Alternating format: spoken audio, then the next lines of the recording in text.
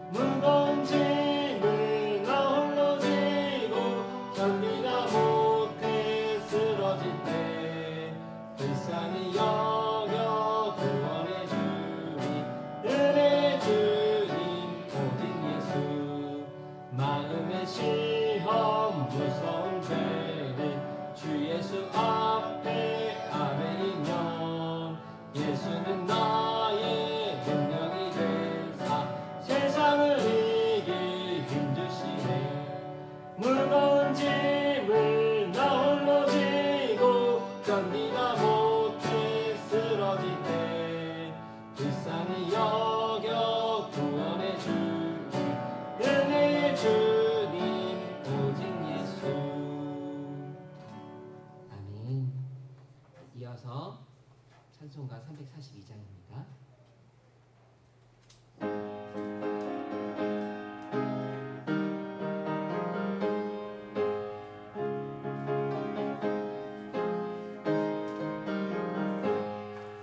너 시험을 당해 죄 짓지 말고 너 용기를 다해 꼭 물리치라. 너 시험을 이겨 새 힘을 얻고 주 예수를 믿어 늘 승리하라.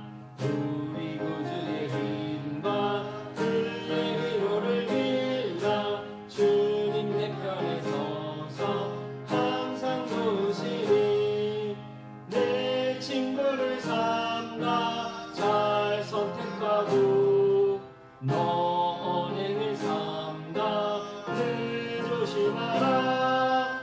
너 열심을 다해 늘 충성하고 온 정성을 다해 주 봉사하라.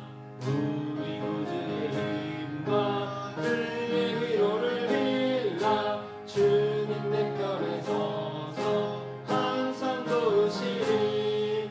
잘 이기는 자는 상 받으리니 너 낙심치 말고 늘 전진하라.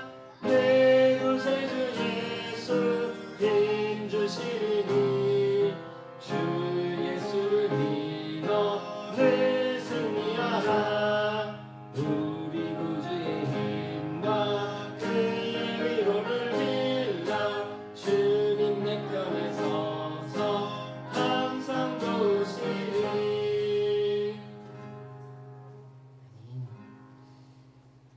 시험에 관한 찬양을 두 곡을 불렀던 이유는 그 지난주에 있었던 그 고린도전서 말씀 가운데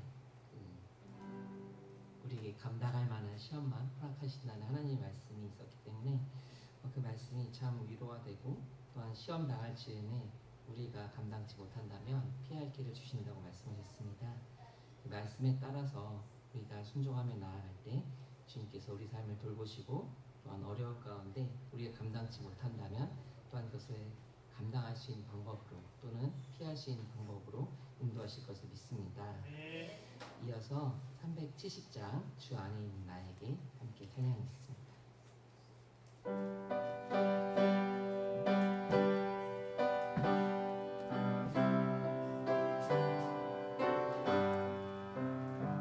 주 안에 있는 나에게 딴 근심이 있으랴 십자가 밑에 나아가 내 짐을 풀었네.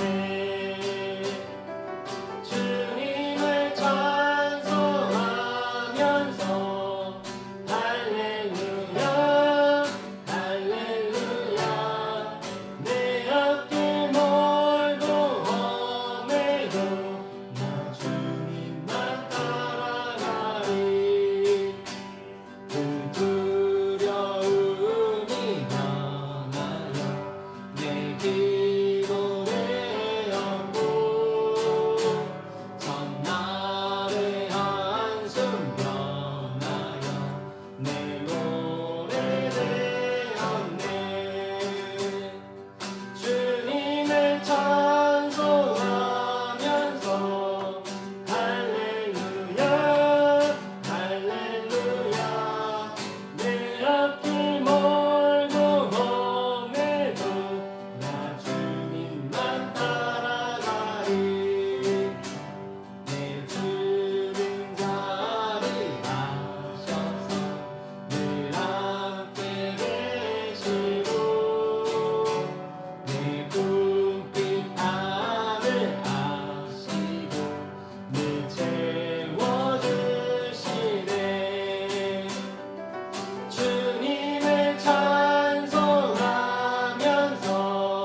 할렐루야 할렐루야 내 앞길 멀고 험해도 나 주님만 따라가리. 내 주 안에 든 언약을 영불변하시니 그 날아가기까지는 늘 보호하시네. 주님을 찬송하면서 할렐루야 할렐루야 내 앞길 멀고 험해도 나 주님만 따라가리. 아멘. 이어서 393장입니다.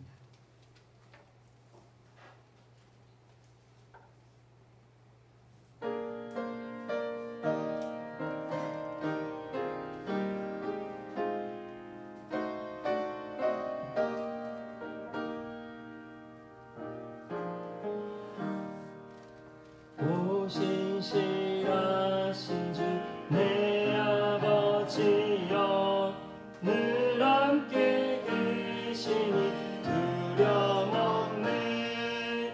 그 사랑 변찮고 날 지키시며 어제나 오늘이 한결같네. 오 신실하신 주, 오 신실하신 주 날마다 자비를 베푸시며 일용할 모든 것 내려주시니 오 신실하신 주 나의 구주. 봄철과 또 여름 가을과 겨울 해와 달 별들도 다 주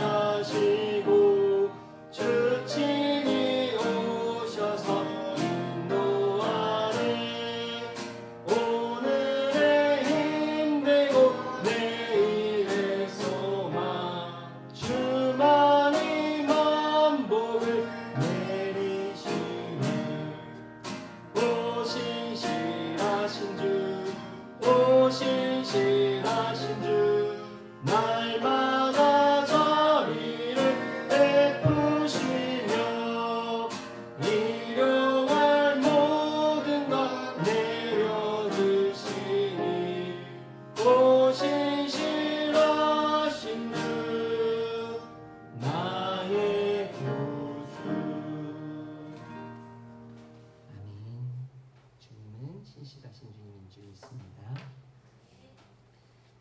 이어서 끝으로 완장만 하겠습니다.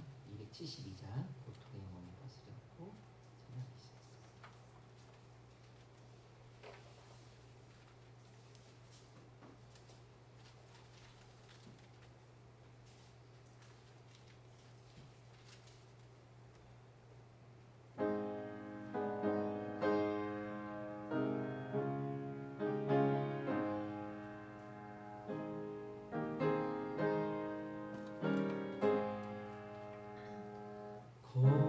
고통의 멍에 벗으려고 예수께로 나갑니다. 자유와 기쁨 베푸시는 주께로 갑니다. 병든 내 몸이 튼튼하고 빈곤한 삶이 구해지며 죄악을 벗어버리려고 주께로 갑니다. 낭패와 실망 당한 뒤에 예수께로 나갑니다. 십자가 은혜 받으려고 주께로 갑니다. 슬프던 마음 위로받고 인생의 풍파 잔잔하며 영광의 찬송 부르려고 주께로 갑니다. 교만한 마음을 내버리고 예수께로 나갑니다. 복 대신 말씀 따르려고 주께로 갑니다. 실망하니 몸김을 얻고 예수의 크신 사랑 받아 하늘의 기쁨 맛보려고 주께로 갑니다. 죽음의 길을 벗어나서 예수께로 나갑니다. 영원한 집을 바라보고 주께로 갑니다. 멸망의 복음에 연하와 평화의 나라 받아가서 영광의 주를 배우려고 주께로 갑니다.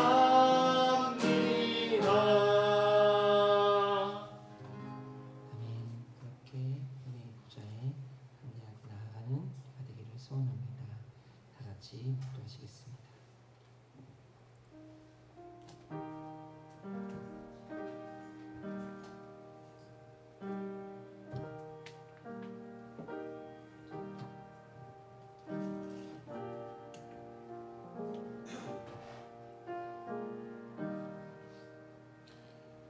복 있는 사람은 악인들의 꾀를 따르지 아니하며 죄인들의 길에 서지 아니하며 오만한 자들의 자리에 앉지 아니하고 오직 여호와의 율법을 즐거워하여 그 율법을 주야로 묵상하는도다. 그는 시냇가에 심은 나무가 철을 따라 열매를 맺으며 그 잎사귀가 마르지 아니함 같으니 그가 하는 모든 일이 다 형통하리로다. 아멘. 찬송가 384장 같이 찬양하도록 하겠습니다.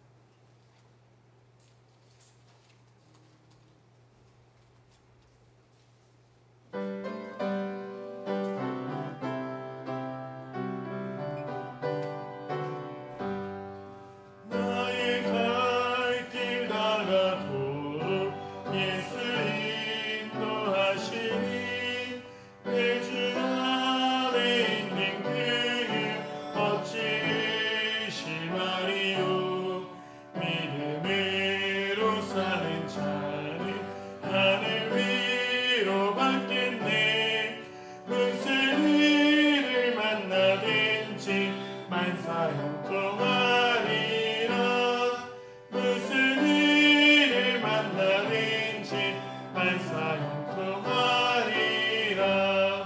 나의 갈 길 다가도록 예수 인도하시니 어려운 길 다할 때도 족한 은혜 주시네. 나는 심히 고단하고 영혼 매우 가난하. 나의 앞에 반석에서 샘물 나게 하시네. 나의 앞에 반석에서 샘물 나게 하시네. 나의 갈 길 다가도록 예수 인도하시니 그의 사랑 어찌 큰지 말로 할 수 없도다. 성령 감화 받은 영혼 하늘 날아갈 때에 영양분을 나의 찬송 예수 인도하셨네. 영양분을 나의 찬송 예수 인도하셨네. 아멘. 이 시간 예배를 위해서 김효사의 회장님께서 기도해 주시겠습니다.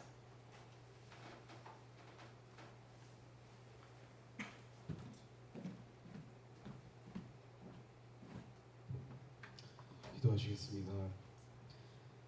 주님 감사합니다. 한 주의 절반을 마치고 주께 나와 예배를 드리게 하심에 감사합니다. 주님 청년부 찬양단의 일본 후쿠오카 사역에 동행하심으로 은혜로 마무리되게 하심에 감사합니다. 청년부 찬양단의 사역을 시작으로 모든 기간의 여름 사역을 주님께서 이끄시고 역사하실 줄을 믿습니다. 주님 목사님 세우셨습니다. 주님의 말씀 전파하기에 언제나 만전의 상태를 유지해 주시고 항상 힘을 불어넣어 주심으로 주님의 일을 함에 있어 부족함이 없을 수 있도록 하여 주시옵소서. 지금 남은 한 주도 주님과 동행하며 살아가는 성도들 되게 하여 주시고 우리 주 예수 그리스도의 이름으로 기도드렸습니다. 아멘.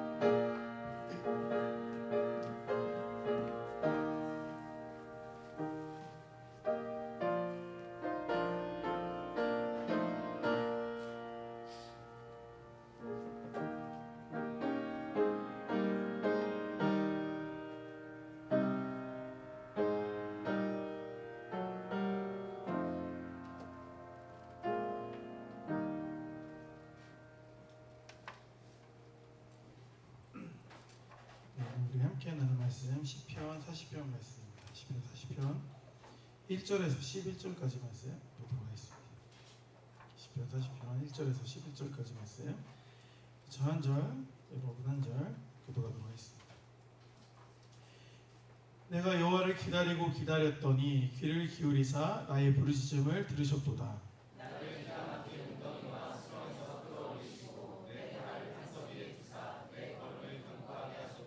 새 노래 곧 우리 하나님께 올릴 찬송을 내 입에 두셨으니 많은 사람이 보고 두려워하여 여호와를 의지하리로다. 여호와를 의지하고 교만한 자와 거짓에 치우치는 자를 돌아보지 아니하는 자는 누구이도다. 여호와 나의 하나님이여 주께서 행하신 기적이 많고 우리를 향하신 주의 생각도 많아 누구도 주와 견줄 수가 없나이다. 내가 널리 알려 말하고자 하나 너무 많아 그 수를 셀 수도 없나이다.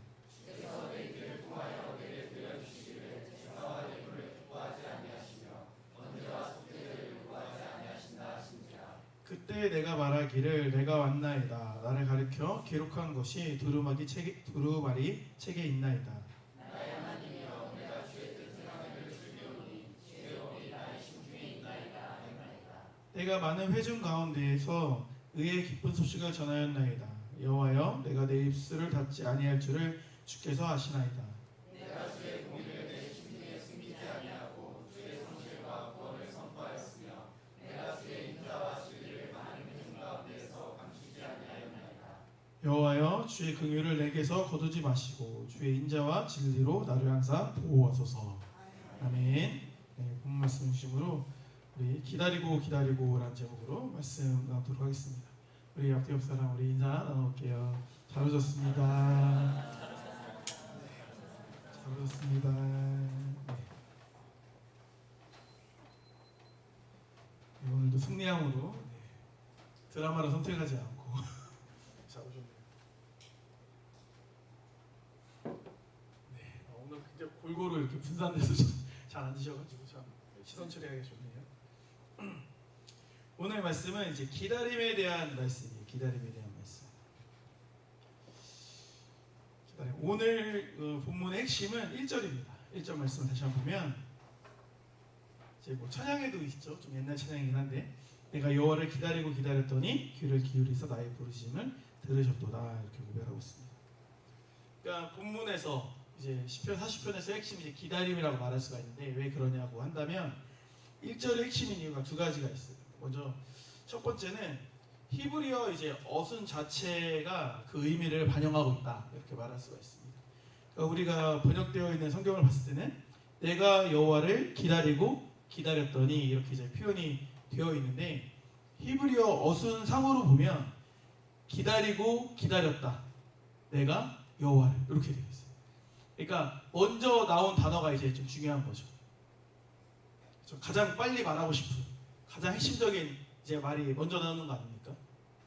그죠? 예를 들어 예를 들어 뭐라고 할까요? 뭐 식사 약속을 한다면 나랑 밥 먹자는 걸 먼저 정하고 무엇을 먹을지 어디에서 먹을지 뭐 이런 걸 언제 만날지를 막 정하지 않습니까? 그런 개념이라고 생각하시면 되는 거예요. 그러니까 기다리는 것이 제일 핵심 부분이다라고 이제 이해를 해볼 수가 있는 거죠. 그래서 기다림이 어떻게 보면 가장 핵심적인 화두다라고 이제 말할 수가 있는 거죠. 두 번째는 히브리어의 이제 언어적 특징이 그렇다라는 거예요. 그러니까 이것이 뭐 예수님이 신약 때도 좀 적용되는 부분이 있긴 한데 히브리어는 뭐 매우, 엄청 이런 부사가 없어요. 그러니까 강조하려면 반복이에요, 반복. 그러니까 뭐 진실로 이렇게 말하는 것처럼. 승현이가 예쁘다 이렇게 말하는 것처럼, 그죠? 이렇게 이제 두 번을 얘기해줘야 돼요. 두 번 얘기하면 이제 강조해요. 이제 굵은 글씨가 되는 거예요. 우리가 따지면은 그렇게 해서 표현을 하는 거죠. 그러니까 기다리고 기다렸다라는 건 엄청 많이, 매우 많이 기다렸다 이렇게 이제 말할 수가 있는 거죠. 그래서 그만큼 이제 기다림이 중요하다. 기다림이 어떻게 보면 시편 40편을 가득 채우고 있는 중요한 내용이다. 이렇게 우리가 이해를 해볼 수가 있습니다. 그리고 이제 시편 40편 우리가 읽진 않았지만 17절 끝을 보면 이렇게 고백합니다. 나는 가난하고 궁핍하오나 주께서는 나를 생각하시오니 주는 나의 도움이시오 나를 건지시는 이시라. 나의 하나님이여 지체하지 마소서 이렇게 고백을 합니다. 그러니까 기다렸다로 시작을 해서 마지막은 지체하지 말아달라. 그러니까 계속 다 기다리고 있는 거죠. 그 기다림 안에서 이제 시편 40편의 내용이 풀어져 가고 있다라고 우리가 이해를 해볼 수 있다라는 것입니다. 그렇다면 우리는 무엇을 기다리고 있는가? 무엇을 기다리죠? 시편 40편에서 기다리는 그 기다림은 무엇에 대한 기다림이겠습니까? 하나님에 대한 기다림이겠죠. 하나님에 대한 기다림. 그러니까 이게 되게 중요한 게 우리가 하나님을 기다린다라는 것 자체가 가지고 있는 의미는 사실 두 가지인 거예요. 하나님을 기다린다는 것도 의미가 되죠. 플러스 하나님을 기다린다는 건 사람을 기다리지 않는다라는 말도 내포되어 있는 거예요. 그만큼 이제 하나님을 기다리고 하나님께 나의 초점이 맞춰져 있다라는 것 자체가 이제 반대급부적인 또 고백이 이루어지는 고백이다라고 우리가 이해를 해볼 수가 있는 것이죠. 근데 이제 많은 사람들을 보면 어떻습니까? 어려운 상황을 만나고 힘든 상황을 만나면 당연히 누굴 떠올려요? 관련된 사람들, 나를 도와줄 수 있는 사람들, 그런 힘이 있고 능력 있는 사람들을 우리가 떠올리지 않습니까? 하지만 우리 믿는 자들은 다르죠. 우리도 그런 성향성이 있긴 하죠. 순간적으로 그렇게 이제 인간적으로 생각을 하긴 하지만 바로 이제 우린 중심을 잡아서 어떻게 해요? 누굴 떠올려요? 하나님을 떠올리고 기도를 하고, 아니면 뭐 이제 우리 교회 성도님들은 뭐 목사님을 떠올리고 뭐 이런 식으로 하겠죠. 그래서 뭐 같이 기도하고 기도 부탁을 하고 뭐 이런 식으로 우리가 문제를 풀어가지 않습니까? 그러니까 이런 자세가 우리에게 이제 필요한 거죠. 어떤 상황건데 하나님을 바라보고 하나님 안에서 기다릴 수 있는 신앙의 자세가 우리에게 필요하다라는 것입니다. 이게 전제될 수 있는 이유 뭐냐면 우리의 구원자이신 하나님께서 우리 구원의 길을 인도하신다는, 이끄신다는 믿음이 있기 때문에 그런 거예요. 그러니까 기다릴 수가 있는 것이죠. 이게 우리의 기본적인 신앙 고백이 되어야 되는 거예요. 그런데 이제 문제는 뭐냐? 기다림이라는 게 사실은 아주 쉬운 게 아니에요. 그러니까 기다림을 좋아하는 사람 누가 있습니까? 저는 기다림을 좋아합니다. 이런 분 계세요? 기다림을 좋아하시는? 우리나라 더 못 기다리죠. 어떤 게 기다리는 게 좋을까? 기다리면 뭐가 좋은 게 뭐가 있을까? 대부분 다 기다리는 건 안 좋잖아요. 가능한 한 빨리 빨리 되는 걸 이제 우리는 좋아한다라는 거죠.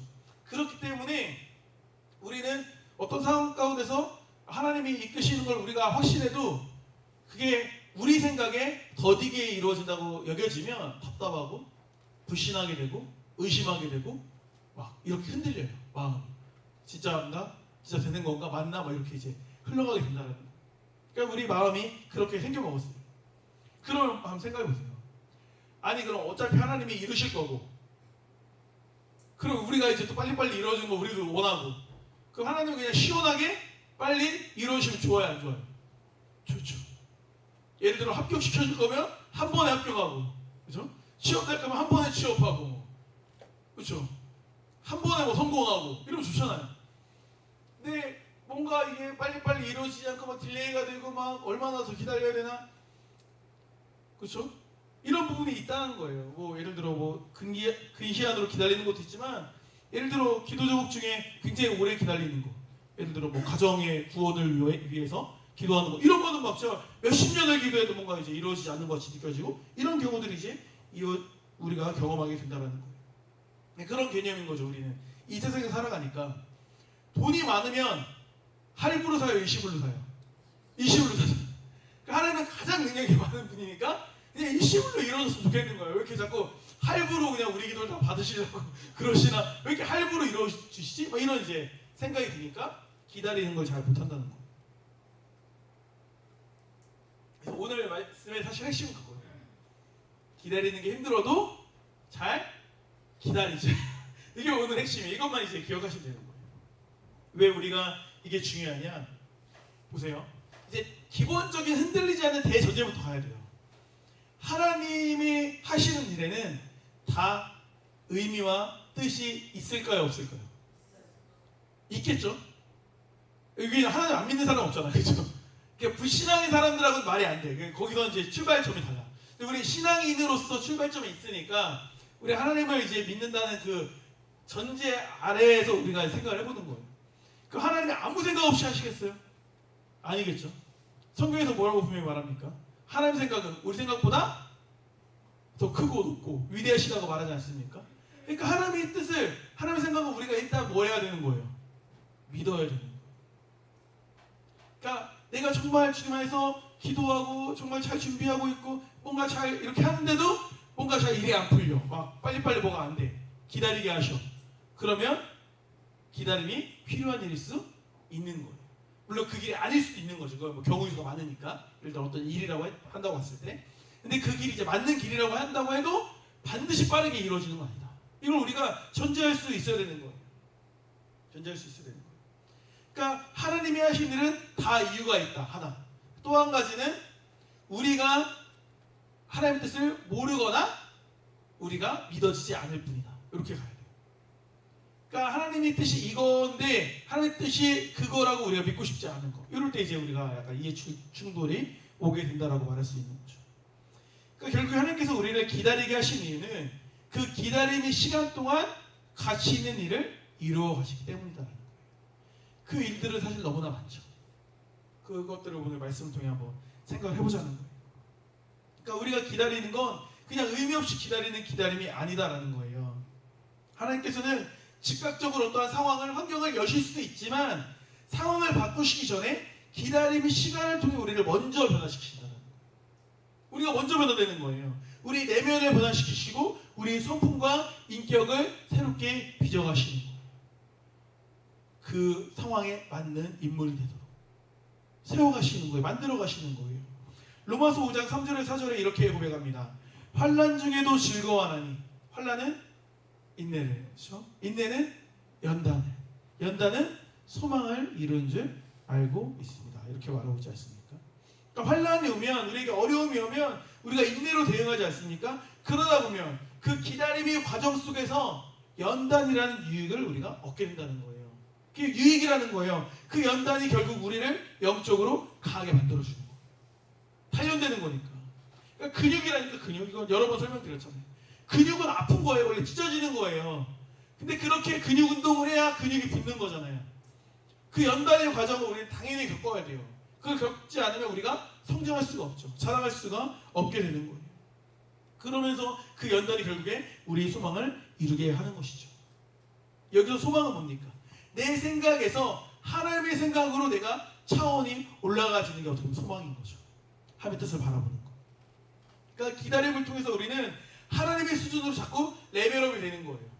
인간적인 모습으로 바라봤던 것들이 하나님의 관점으로 바라봐지게 되고 하나님의 생각으로 바라봐지게 되고 그 부분을 이제 폭넓게 수용할 수 있게 된다라는 것입니다. 그런 거예요. 까마귀와 독수리 이야기 많이 하잖아요. 까마귀가 막 이제 독수리를 공격해서 막 이렇게 쪼고 막 이러면 까마귀가 어떻게 막 독수리가 까마귀랑 막 싸우는 게 아니라 독수리는 그냥 까마귀를 데리고 그냥 위로 올라가 버린대요. 그럼 까마귀는 이제 독수리처럼 위에서 있을 수가 없으니까 알아서 떨어져 나간다고 하더라고요. 그러니까 믿음의 수준을 올려버리는 거예요. 우리가 기다림 시간을 통해서 영적 고도가 올라가는 거예요. 수준이 올라가는 거예요. 그 차원이 좀 높아지는 거예요. 그렇게 해야 우리가 사실 자잘하게 겪는 그런 신앙생활 하면서 겪는 어려움들을 잘 이겨낼 수가 있죠. 아니 신앙생활 하는데 보세요. 이걸 어떻게 예를 들면 좋을까? 우리가 게임이라고 생각해요. 게임을 해도 우리가 막 맨날 하고 막 1년 동안 하고 10년 동안 게임을 하면 게임을 잘해요 못해요? 잘하잖아요. 10년 동안 스타크래프트라고 10년 동안 롤을 한다고 생각해보세요. 그럼 막 등급이 엄청 높겠죠. 그죠? 그 우리 신앙생활을 막 몇십 년 동안 하고 있는데 아직도 브론즈인 거지. 신앙생활 엄청 오래 하고 있는데 우리 레벨이 안 올라가는 거예요. 이게 얼마나 답답합니까? 그죠? 신앙생활도 잘해야죠. 능력 있게. 그 수준이 올라가야 되는 거예요. 올라가야 되는 거예요. 이것이 이제 로마서가 말하는 영적인 원리다라는 것입니다. 그러므로 우리가 기다리는 동안 우리 눈에는 보이지 않지만 하나님이 일하시고 계신다라는 것을 볼 수 있어야 되는 거예요. 그 기다림이 아닌 거죠. 그럼 하나님은 어디서 우리에게 일하실까? 하나님께서 일하시는 건 결국에 눈에 보이는 막 바깥 세상에서도 일하시지만 결국엔 우리 내면에서 먼저 일하시는 거예요. 우리를 바꾸시는 거기 때문에. 그 안에 있는 우리의 감정과 우리 생각과 하나님께서 싸우신다라는 것입니다. 하나님께서는 우리의 옛 감정과 옛 생각이 깨지기를 원하시는 거예요. 우리는 인간적으로 연약하니까 업됐다가 다운됐다가 왔다 갔다가 막 좋았다가 나빴다가 막 이렇게 되지 않습니까? 그런 감정에서 결국 흘러나오는 건 두려움과 불안인 거예요. 그러니까 그 감정의 그 한계를 뭔가 넘어서게 하시려고 하신다라는 거예요. 불안과 싸우시는 거죠. 어려움과 두려움과 싸우시는 거죠. 그리고 우리 생각과도 싸우신다라는 거예요. 요한복음 13장 2절에 보면 이런 표현이 나오죠. 마귀가 벌써 시몬의 아들 가룟 유다의 마음에 예수를 팔려는 생각을 넣었더라. 저는 이 표현이 이제 되게 이 세상이 우리에게 잘못된 가치관을 심어주는 것을 유형화시킨 되게 좋은 표현이라고 생각해요. 그러니까 마귀가 이제 유다에게 예수를 팔리려는 생각만 넣어주는 게 아니라 마귀는 세상적인 생각들을 넣어줘요. 미디어를 통해서, 공교육을 통해서, 그죠? 왜냐면 그 사람이 검증된 사람이 아니면은 그 사람이 가지고 있는 세계관과 가치가 다 스며들어오잖아요. 그렇지 않습니까?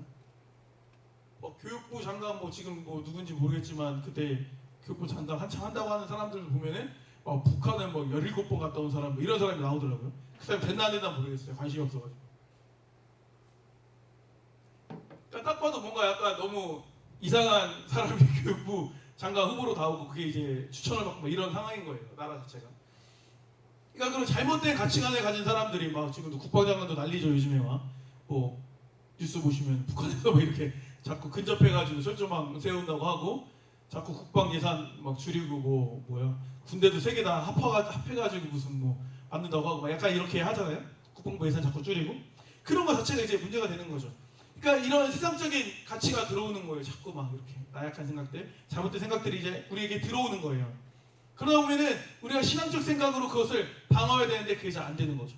왜냐면 학교 다니고 공교육을 받고 어찌되었고 세상의 미디어에 노출되었기 때문에 이게 옳은 생각인지 잘못된 생각인지 좋은 생각인지를 파악하기가 어려워요. 힘들어집니다. 자꾸 넣어주는 거예요. 그래서 하나님께서는 기다림을 통해서 그 잘못된 생각을 때때로 무너뜨리게 하신다는 거예요. 바로바로 되는 게 아니에요. 우리 안에 내적 싸움이 있으려면 그런 기다림 시간이 때로는 필요하다라는 것입니다. 이 시간을 통해 그런 일들이 내적으로 일어나게 되는 거예요. 염려를 한번 생각해 볼게요. 염려라는 게 뭡니까? 우리가 염려를 많이 하죠, 그죠? 염려가 뭐죠?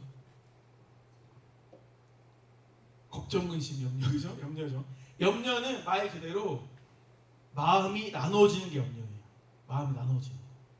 마음이 나누는, 그게 어원적으로 나누다라는 의미를 가지고 있거든요. 그러니까 우리가 염려하는 것들은 결국에 다 마음이 나눠지는 거예요. 될까? 안 되면 어떡하지? 마음이 나눠지는 거거든요. 이게 심화되고 고착화되면 불안장애에 시달리게 되고 결국에 우울증을 앓게 되고 이렇게 되지 않습니까? 마음의 병이 생기게 되는 거예요. 결국 이게 다 뭐냐면 외부의 공격을, 세상의 공격을 제정신으로 버틸 수가 없으니까 미쳐버리거나 다른 존재로 회피해버리게 되는 거예요. 하지만 하나님께서 우리가 그런 자리에 가지 않을 수 있도록 도우신다는 거예요. 하나님께서 내가 너희 힘이 되어져 있다고 말씀하시는 거예요. 그러니까 쪼개진 우리의 마음을 이렇게 하나로 모아오시는 게 바로 하나님의 능력이시다는 거예요. 근데 그게 기다림의 시간을 통해서 그렇게 역사하실 때가 많이 있다는 거예요. 그러니까 내가 싸우는 것이 아니라 하나님이 싸우심으로 말미암아 우리에게 승리를 주시는 거예요. 그러니까 우리가 기다릴 때 하나님이 일하시는 거예요. 그 시간이 필요하다니까요. 그렇기 때문에 기다릴 땐 잘 기다려야 돼요. 근데 빠르게 순종할 때 또 빠르게 순종해야죠. 그렇죠? 각오 서는 거, 이걸 잘하는 게 이제 굉장히 신앙생활에서 중요한 거 아니겠습니까? 그러니까 믿음으로 기다리면 그때 놀라운 내면의 역사가 일어나게 된다는 거예요. 그러니까 이 신앙적인 흐름을 우리가 잘 타야 돼요. 그러니까 내 박자, 내 호흡으로만 막 달려가면 지쳐요. 막 몰아칠 때 몰아치고, 또 기다릴 땐 기다리고, 하나님의 역사를 기다릴 땐 기다리고, 또 막 달려갈 땐 달려가고, 이 리듬을 잘 타고 신앙생활하는 것이 굉장히 중요합니다. 그러니까 우리가 생각할 때 이제 기다리는 시간이 낭비처럼 느껴지는데 그건 착각인 거예요. 절대 낭비가 아니에요. 기다림의 시간은 필요한 시간이에요. 이걸 그렇게 생각하셔야 돼요. 숙성의 시간이다, 이렇게 생각하셔야 돼요. 내가 뭔가 변화가 없는 것 같고, 내가 잘함이 없는 것 같고, 내가 달라지는 게 없는 것 같고, 뭔가 약간 기다리는 시간 낭비같이 느껴질지 모르겠지만 결국 그것은 낭비가 아니다라는 것입니다. 시편 40편 2절에 뭐라고 말씀하십니까? 나를 기가 막힐 웅덩이와 수렁에서 끌어올리시고 내 발을 반석 위에 두사 내 걸음을 견고하게 하셨도다, 이렇게 말합니다. 그러니까 수렁에서 반석으로 옮기시는 과정이 있다라는 거예요. 이때 성령님께서 기다림을 통해 우리 내면에서 행하시는 일들이 이제 일어나게 된다는 거죠. 구체적으로 어떤 일들을 행하십니까? 죄의 수렁에서 우리를 건져주신다는 거예요. 기다림을 통해. 그러니까 죄의 문제가 즉각적으로 해결되는 경우는 거의 없어요. 베드로전서 4장 1절 말씀 볼게요. 그리스도께서 이미 육체의 고난을 받으셨으니 너희도 같은 마음으로 갑옷을 삼으라. 이는 육체의 고난을 받는 자는 죄를 그쳤음이니라. 그쳤음이니, 이렇게 말하고 있습니다. 여기서 우리가 주목해야 될 부분을 보세요. 육체의 고난을 받은 자는 뭐가 그쳤다고요? 죄가 그쳤다, 이렇게 말하고 있어요. 무슨 말입니까? 우리가 죄는 잘 못 끊어내요. 중독성이 있죠. 그렇죠? 죄를 잘 못 끊어냅니다. 아무리 내가 의지로 결심해도 잘 안 돼요. 그런데 고난의 기다림을 통과하다 보면 죄가 끊어져요. 죄가 끊어지는 거예요. 하나님이 기뻐하시지 않은 습관도 기다림을 통해 끊어지는 역사가 일어나게 되는 거예요. 그러니까 하나님께서 주시는 고난의 기다림은 강력한 변화의 힘이 있다는 거예요. 제가 일정에도 말씀드렸지만 이런 말이 있어요. 마귀도 병들면 천사가 된다. 처음 들어봤어요. 마귀도 병들면 천사가 된다는 말이 있어요. 물론 다 그렇지 않겠죠. 더 고약해지는 사람도 있겠죠. 근데 웬만한 사람들은 이제 병에 걸리고 이렇게 침상에 누워있고 병원에 입원하게 되고 이러면 막 나쁜 삶을 살았던 막 나쁜 놈들도 좀 착해져요, 안 착해져요? 좀 착해지죠. 응? 좀 순해지잖아요. 어때요, 광재 어때? 병원에 어떤 것 같아요? 막 용문신 입고 막 이래도 병원에 입원해 있으면 순한 양이 되잖아요. 그죠? 엉덩이 까는 거, 그죠? 하는 거지. 말을 잘 듣잖아요. 그렇게 되는 거거든요. 뭐냐면은 고난 속에서 결국에 죄가 끊어지는 거예요. 고난 속에서. 그러니까 하나님께서 단순히 우리 상황만 수렁에서 건져주시는 게 아니라 그 고난의 과정을 통해, 그 기다림의 과정을 통해 우리 내면을 수렁에서 건져주시는 거예요. 그러니까 죄 가운데 빠져있는 우리를 구원할 방법 중에 하나가 병을 통하여서 구원할 수도 있다는 거죠.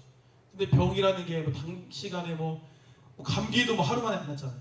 단시간에 해결되는 문제가 아니죠. 기다림이 필요한 거 아닙니까? 근데 그 기다림의 시간을 통해 우리가 충분히 죄에서 방향전환할 수 있게 하시는 거죠.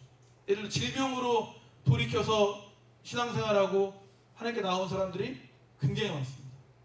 굉장히 많아요. 예를 들어 저희 외할아버지 같은 경우에도 병이 없었을 때 교회를 안 다녔어요. 그죠? 맞죠? 제가 어려가지고 초등학교 2학년 때 돌아가셨는데, 근데 투병생활 하시면서 기도원에 그렇게 가시고, 저 투병생활 하시면서 그쵸, 예배를 드리시고 이러지 않았습니까? 그죠? 결국에 어쨌든 영접 기도하고 가셨기 때문에 우리는 이제 뭐 천국에 가셨다고 이제 믿고 있는 거죠. 그렇지 않았다, 나에게 질병이 없었다, 그럼 믿어야 안 믿어요? 안 믿겠죠. 우리 유민 사님도 계시지만 유민 사님 아버지도 돌아가실 때 담임 목사님이랑 가서 영접 기도까지 다 했잖아요. 그죠? 하고 이제 돌아가셨어요. 그 막 완악하셨던 분도 그 죽음의 그 고난 앞에서는 마음을 열고 주님을 영접하는 거죠. 그러니까 이런 기다림 시간이 필요한 거예요. 육체적인 그 고난의 시간 때로는 필요한 거예요. 다 뭐 그런 식으로 역사되는 건 아니지만 그런 시간도 우리에게 필요할 수 있다라는 거죠. 이런 기다림 시간을 통해 우리 안에 있는 죄가 끊어지는 거예요. 그러니까 뭐 우리가 기도하고 있는 사람들 중에서도 완악한 사람들도 천년만년 완악하지 않아요. 결국에 하나님이 그를 이끄시려고 마음만 먹으시면 그렇죠, 받아들일 수밖에 없는 그런 자리로 그를 이끌어 가시는 거예요.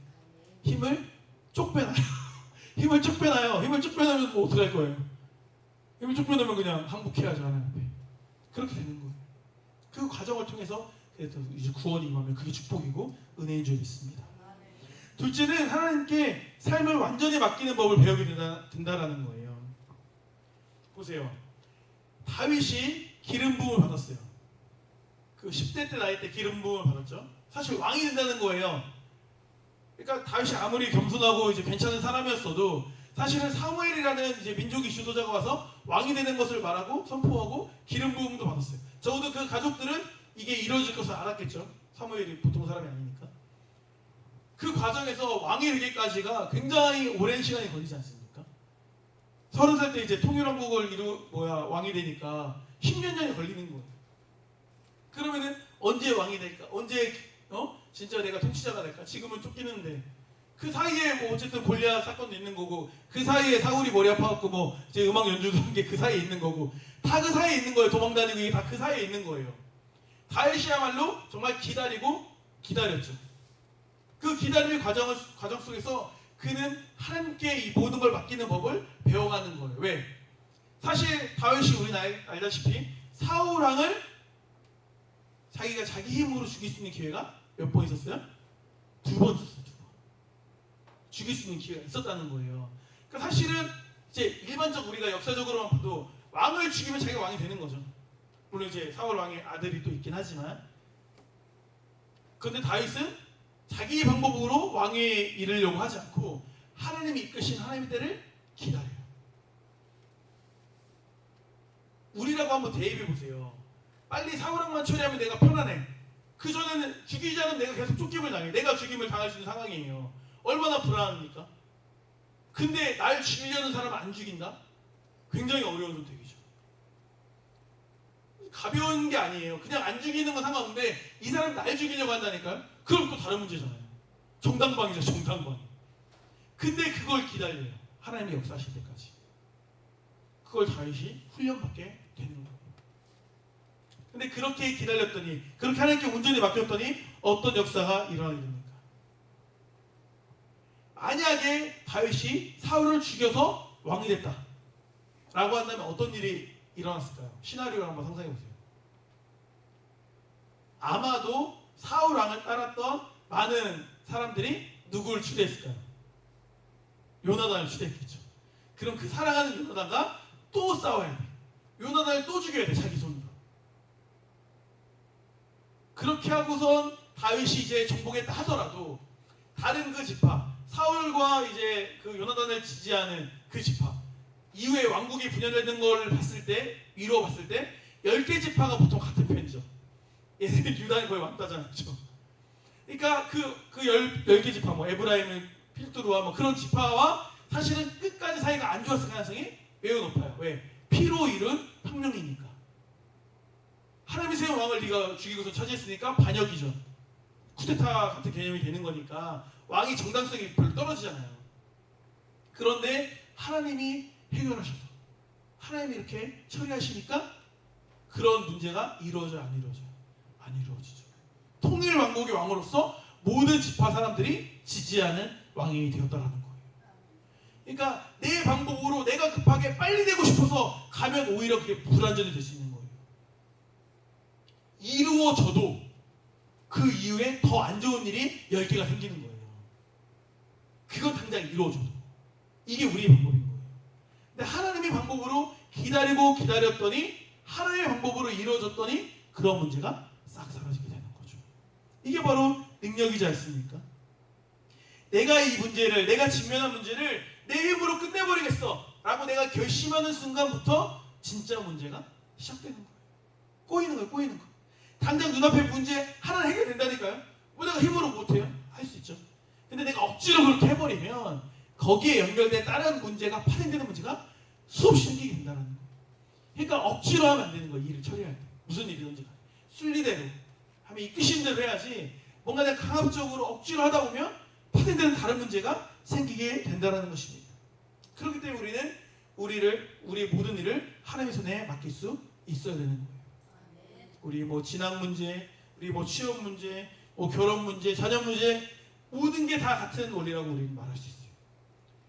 내 원함을 너무 하나님께 강요하고 내가 이렇게 되고 싶습니다. 다 그러는 거죠. 내가 가고 싶은 곳, 내가 만나고 싶은 사람, 내가 되고 싶은 가정 뭐 이런 걸 내가 이제 하나님께 투영해서 막 밀어붙여요.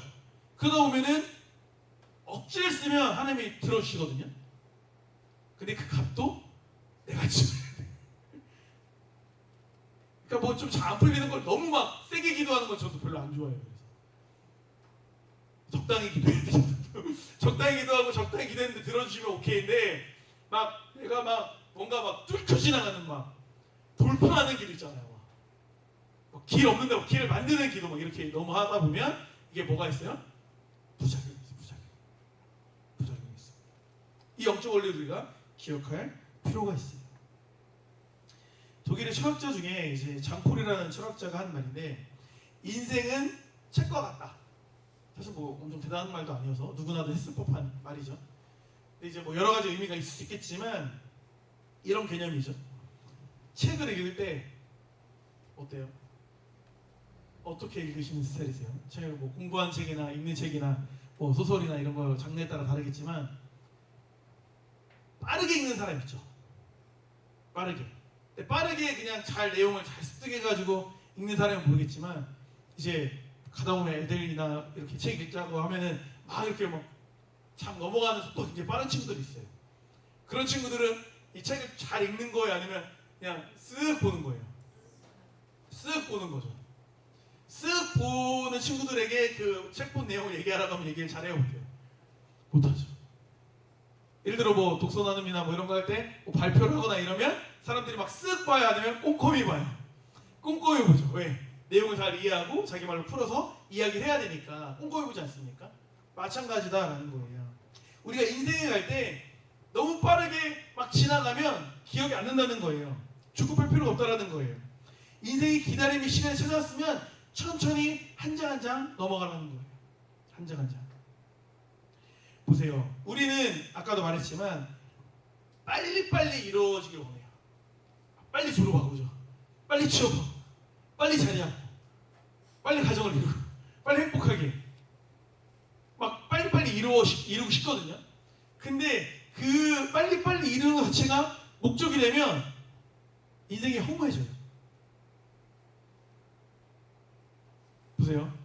현수스님 빨리빨리 이루는 게 큰 의미가 있어요? 없어요? 보세요. 아 이게 다 결혼을 1년 빨리 하고 1년 늦게 하는 게 크게 의미가 있어? 없어? 지나고 나니까 차이는 영광이가 한 살 더 먹었나 덜 먹었나 그지? 그 차이가 없어 사실은. 근데 우리는 막 1년 2년이 막 되게 막 빨리 가야 될 것 같고 막 이러잖아요. 막 그런 말 있죠. 학창 시절 때는 막 빠른 으로 들어갔으면 좋았겠다 이런 생각도 들고 막 이러잖아요. 그런 거랑 비슷한 거예요. 무작정 통과하는 것 자체가 목적이 되면 안 된다니까요. 그러니까 책을 다 이렇게 넘겨서 아 나 끝까지 봤어. 이게 목적이 되면 안 돼요. 근데 그런 친구들은 책 내용을 모른다니까요. 책을 1페이지부터 마지막 페이지까지 아무것도 내용도 모른 채 넘기는 것과 똑같은 인생인 거예요. 빨리빨리 달려가는 거. 그렇게 하는 게 아니라 한 장씩 한 장씩 한 구절 한 구절 정독하며 읽는 사람이 많은 걸 기억해요. 많은 내용을 습득할 수 있게 된다는 거예요. 그러니까 신앙도 마찬가지라고 생각합니다. 천천히 정독하며 지나온 삶이 진정 우리의 영적 실력을 키우는 삶이 된다는 거예요. 한 장 한 장 우리가 실력을 키워갈 수 있어야 되는 거예요. 왜냐하면 이 세상이 이제 그렇게 만든 건데 인생은 경쟁이 아니에요. 그걸 사실 굉장히 나이를 먹어야 깨달아요. 난 인생이 경쟁이 아니면 나는 사실 깨달았다. 아무도 못 깨달았어요. 난 인생이 아직도 경쟁인 것 같아서. 제 경쟁 안 하시는 분들이 들으셨네요. 인생이 어릴 때일수록 경쟁처럼 느껴져요. 쟤보다 좋은데 막, 그렇죠? 저 사람보다 괜찮은 막 이게 이제 엄청 있단 말이에요. 근데 어느 정도 넘어가면 그 경쟁의 수준에서 이제 자유로워져요. 근데 그렇게 자유로워지고 나서 그걸 뒤돌아보면 그렇게 경쟁했던 게 너무나 의미가 없어.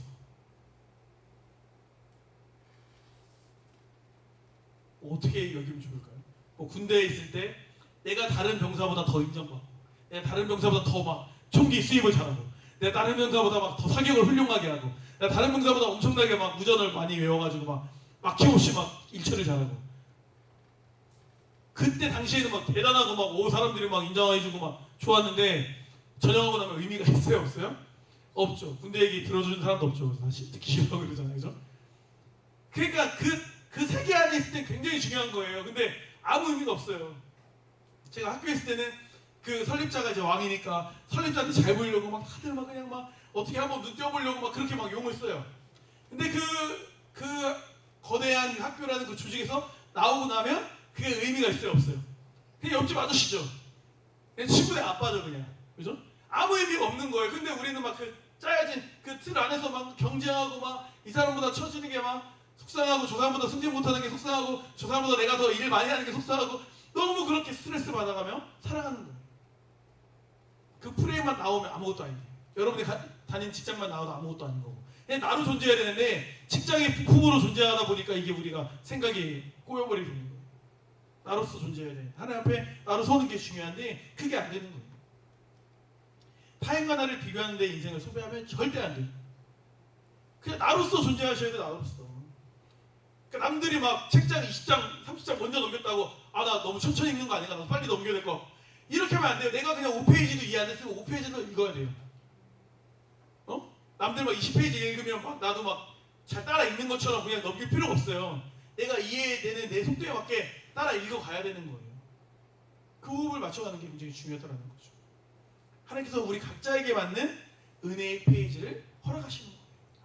나에게 이런 상황이야. 내가 겪어야 될 상황이야. 그럼 오늘 이번 연도는 이번 달은 나에게 고난의 장인가 보다.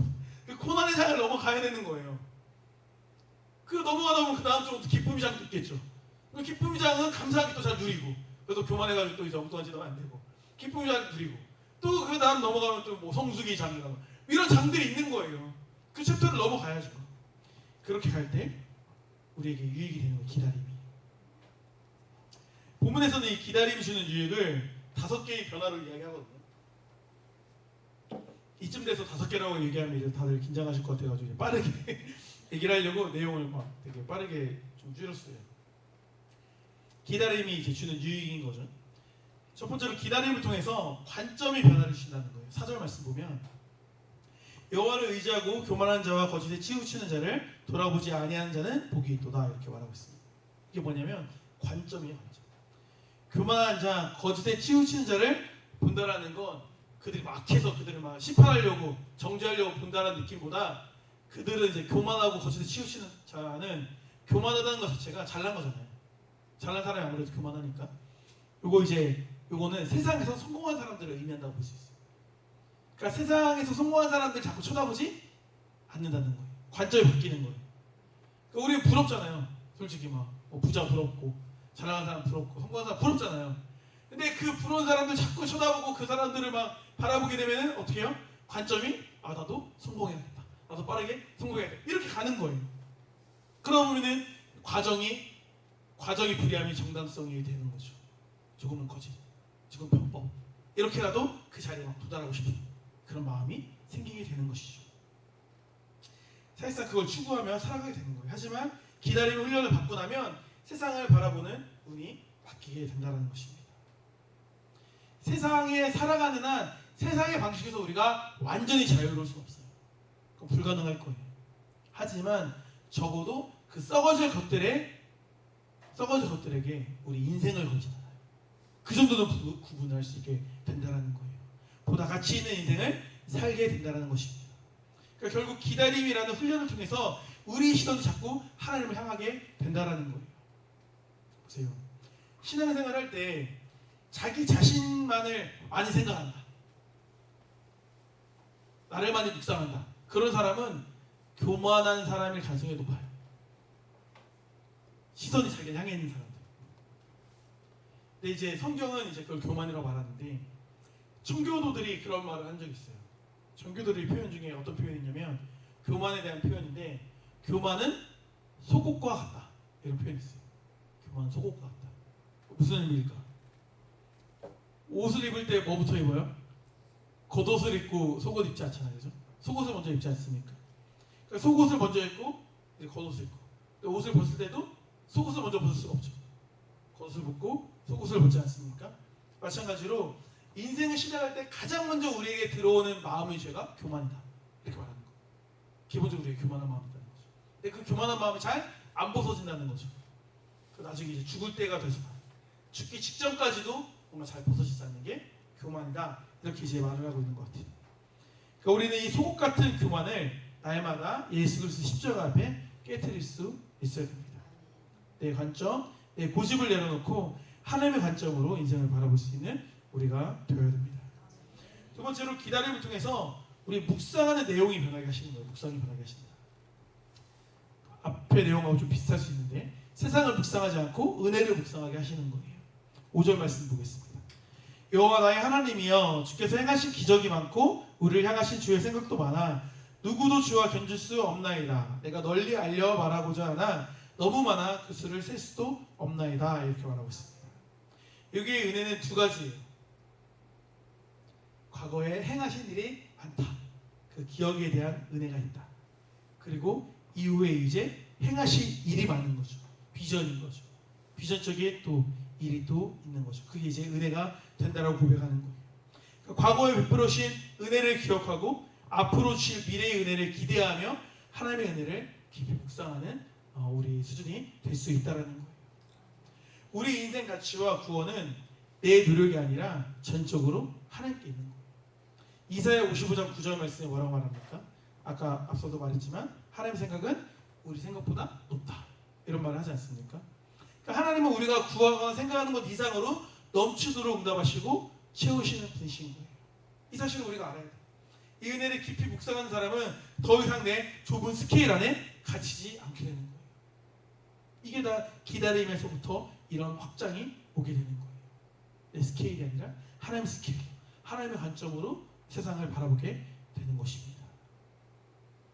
세 번째는 기다림을 통해 행위가 아닌 믿음을 보게 하신다는 거예요. 6절 말씀 보면 주께서 내 귀를 통하여 내게 들려주시기를 제사와 예물을 기뻐하지 아니하시며 번제와 속죄를 요구하지 아니하신다 하신지라 이렇게 말하고 있습니다. 이건 이제 뭐예요? 번제와 속죄를 요구하시지 않는다는 말은 뭐예요? 믿음이 없는 행위를 기뻐하시지 않는다는 거죠. 그러니까 다시 말해서 번제와 속죄 그 자체를 의미 있게 보시는 거 아니라는 거죠.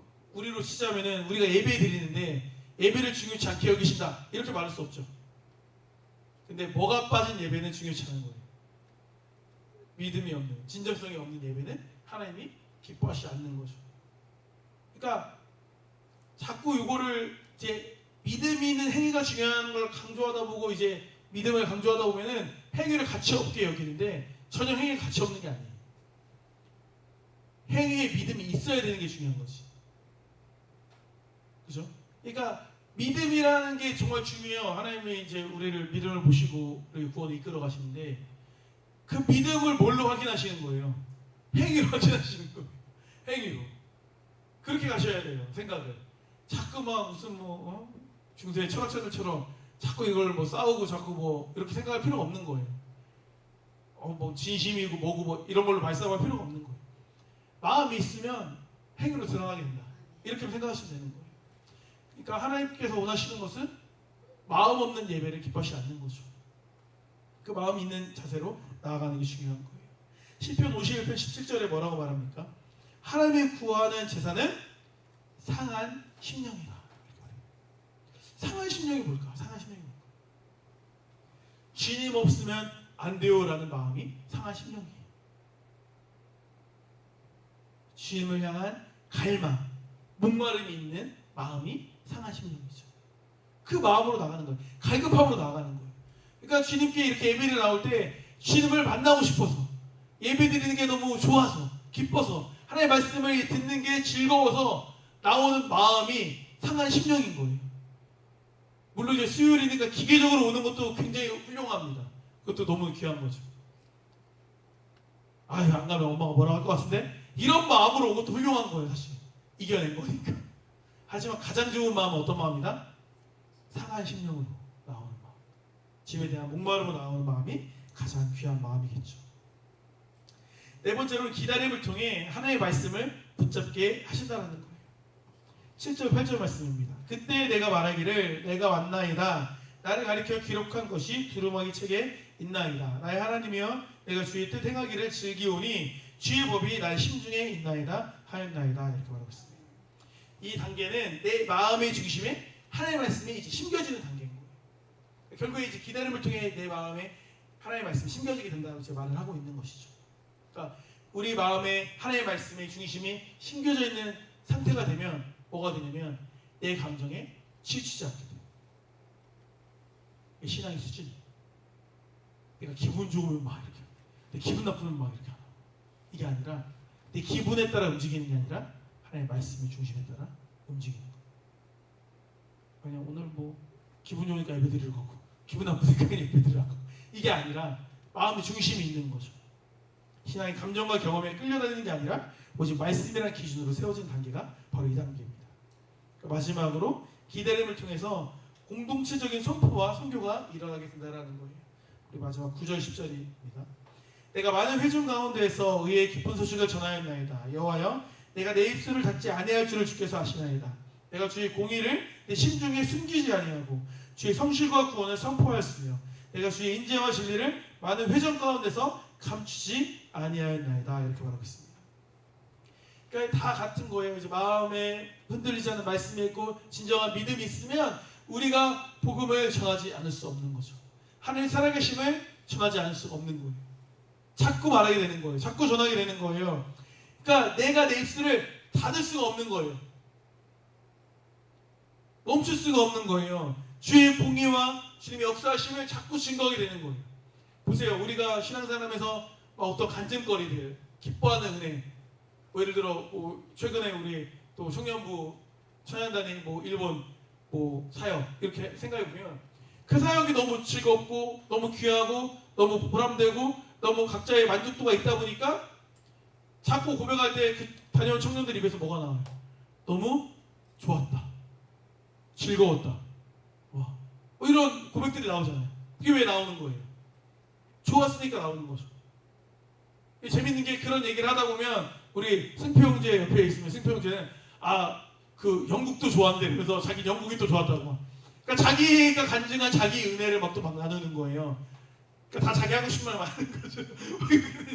다 자기 하고 싶은 말 하는 거예요. 무슨 말이냐면 내가 진짜 그걸 경험하고 내가 그걸 진짜로 누렸어. 근데 진짜야 그 즐거움이.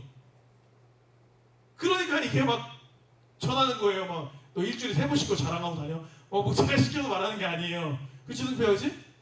그러니까 진짜 마음속에서 그게 너무 은혜롭고 그 같이 찬양했던 그 전율 그냥 막뭐 아무도 모르는 그 맨 땅에 진짜 막 그 낯선 땅에서 굉장히 이제 쫄리는 마음으로 그 찬양하고 이게 너무나 기억이 나는 거 아니에요, 그죠?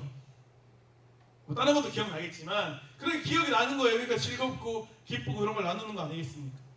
그러니까 이처럼 우리 안에 복음이 있고 믿음이 있고 그 은혜가 있으면 자연스럽게 그런 말을 더 나누게 되는 거예요. 그렇지 않습니까? 우리 교회가 지금 얼마나 요즘에 분위기가 좋아요. 할렐루야죠? 할렐루야잖아요. 이런 거 더 자꾸 나누는 거예요. 너무 좋다. 막 새로운 사람들 오니까 너무 좋다. 그 우리 교회 사람들끼리 나누고 또 뭐 주변 지인들에게 나누고 우리 교회 너무 분위기 좋다. 우리 교회 예배 분위기도 너무 좋고 애들도 너무 뭐 분위기도 좋고 뭐 요즘 애들 같지가 않고 되게 아주 건강한 교회다. 이런 얘기를 나누는 거예요. 할렐루야. 이게 거짓말이면 안 돼. 거짓말이 진심이어야 돼. 진심. 그치 살아요. 진심이니까 너가 막 애들 고등학교 때 전도한 거잖아. 그치? 우리 교회 오면 좋을 것 같으니까 그치? 걔네 막 나쁜 애들이어가지고 우리 교회 와서 막 골탕 먹이려고 데리고 온 거 아니잖아. 그치? 좋으니까. 좋으면 전하게 되어 있다라는 거예요. 이게 전도고 이게 성령고예요. 그런 역사가 일어나게 된다라는 거예요. 그게 결국에는 하나님의 역사하시는 역사가 되는 거죠. 오늘 우리가 함께 나눈 시편 40편 말씀은 어떻게 보면은 그리스도인이 걸어가야 될 신앙의 과정을 그리고 있다라고도 말할 수 있는 말씀이에요. 그걸 이제 기다림의 관점으로 한번 생각을 해보자라고 생각을 해서 그렇게 이제 오늘 말씀을 나눈 거죠. 그러니까 어떻게 보면은 이렇게도 말할 수 있을 것 같아요. 기다림이라는 건 신비에 가깝다. 저 이렇게도 얘기해줘요. 기다림의 시간은 신비로운 시간인 거예요. 예를 들어 자녀를 잉태하고 어머니 뱃속에서 10개월간 있잖아요. 기다림의 시간이잖아요. 그러니까 밖에서는 기다리는 건데 그냥. 근데 그 안에서는 만들어짐이 있는 거잖아요. 보이지 않을 뿐이지. 하나님이 사역을 이끌어가시고 세계를 이끌어가시는 게 기다리실 때 우리 안에서는 뭔가 이루어지는 것 같지도 않고 우리 안에는 거답하고 언제까지 기다려야 되나 뭐 이런 초조하고 할 텐데 우리가 보이지 않는 그 하나님의 세계에서는 그게 다 이루어지고 자라고 있는 모습일 수 있는 거예요. 그게 각자의 역사도 그렇고 그게 우리 교회의 역사일 수도 있는 거고.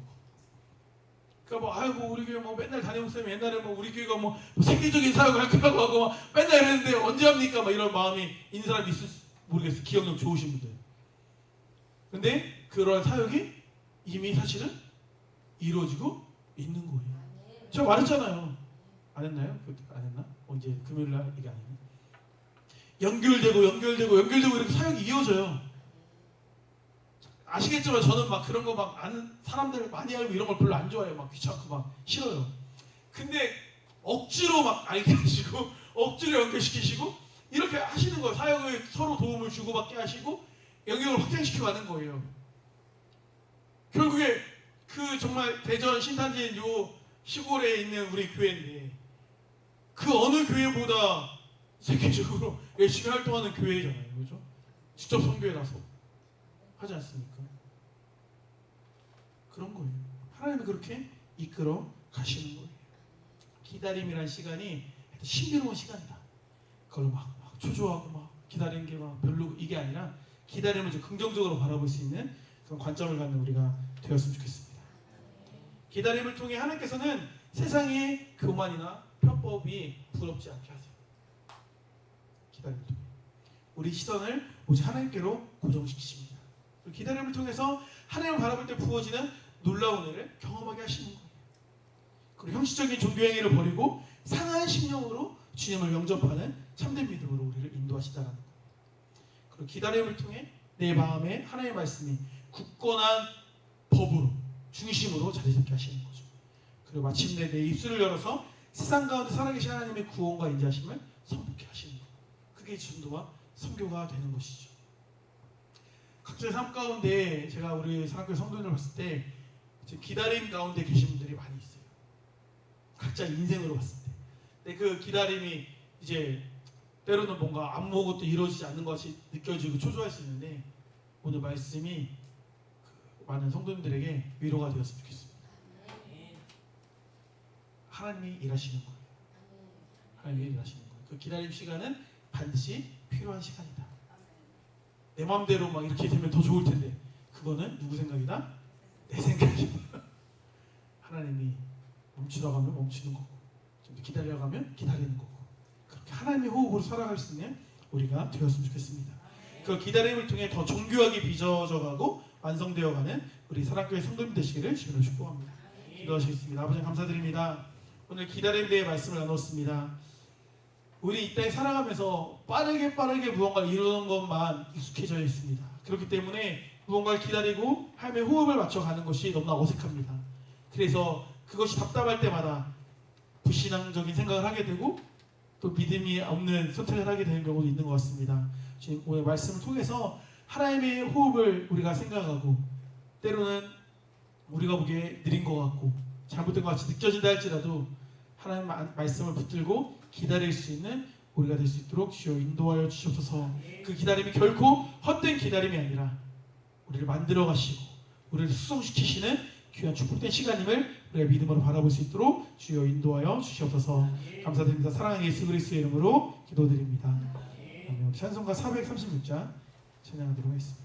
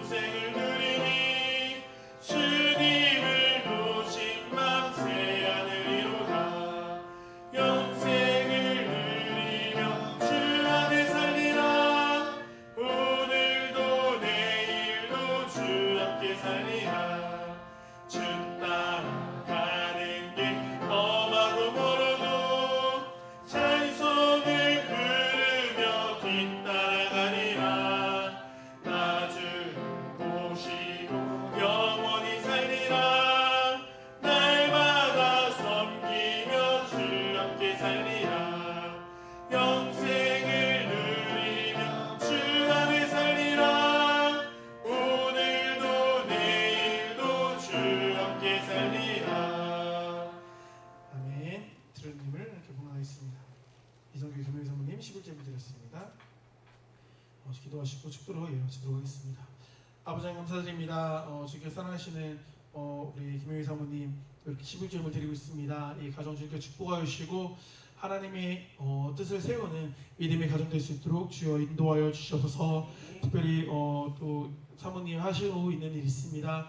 일 가운데 주께 능력을 더하심으로 인하여서 세상적인 일도 형통함으로 사랑으로 모든 사역들을 잘 감당할 수 있도록 인도하게 하여 주시고 또 교회 안에서의 그 사역 또한 주님의 마음으로서 또 성도들을 품어가는 귀한 역할을 잘 감당하는 주님의 귀한 사모님 될 수 있도록 주께서 은혜 베풀어 주시옵소서. 감사드립니다. 사랑하는 예수 그리스도의 이름으로 기도드립니다. 축도로 마치도록 하겠습니다. 이제는 우리 주 예수 그리스도의 은혜와 하나님의 사랑과 말씀의 교통하심이 기다림의 영성으로 더욱 굳건하게 세워져 가기를 결단하고 돌아가는 성도들의 머리 위에 함께 있을지어다. 아멘.